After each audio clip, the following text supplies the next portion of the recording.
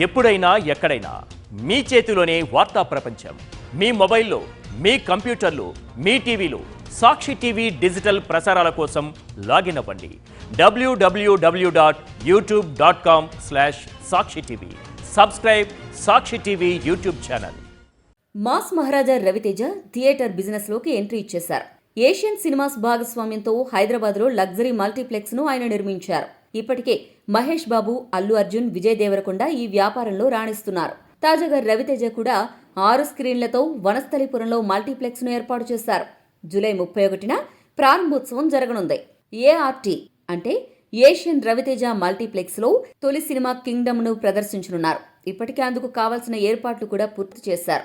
అందుకు సంబంధించిన ఫోటోలు సోషల్ మీడియాలో వైరల్ అవుతున్నాయి. ఈస్ట్ హైదరాబాద్ ఏరియాలో అత్యంత లగ్జరీ థియేటర్ గా ఆర్ట్ నిలవనుంది. సుమారు 60 అడుగుల వెడల్పుతో భారీ స్క్రీన్, ఆపై డాల్బీ అట్మాస్ సౌండ్ సిస్టంతో పాటు సినిమా ప్రేమికులకు కొత్త అనుభూతిని అందించే విధంగా అద్భుతమైన సినిమాటిక్ ఎక్స్పీరియన్స్ అందించేందుకు ఏర్పాట్లు పూర్తయ్యాయి. ఇప్పటికే టెస్టింగ్ ప్రక్రియను కూడా కంప్లీట్ చేశారు. రవితేజ థియేటర్లో కింగ్డమ్ తొలి సినిమా కావడంతో విజయ్ దేవరకొండ అభిమానులు కూడా ఫుల్ జోష్లో ఉన్నారు.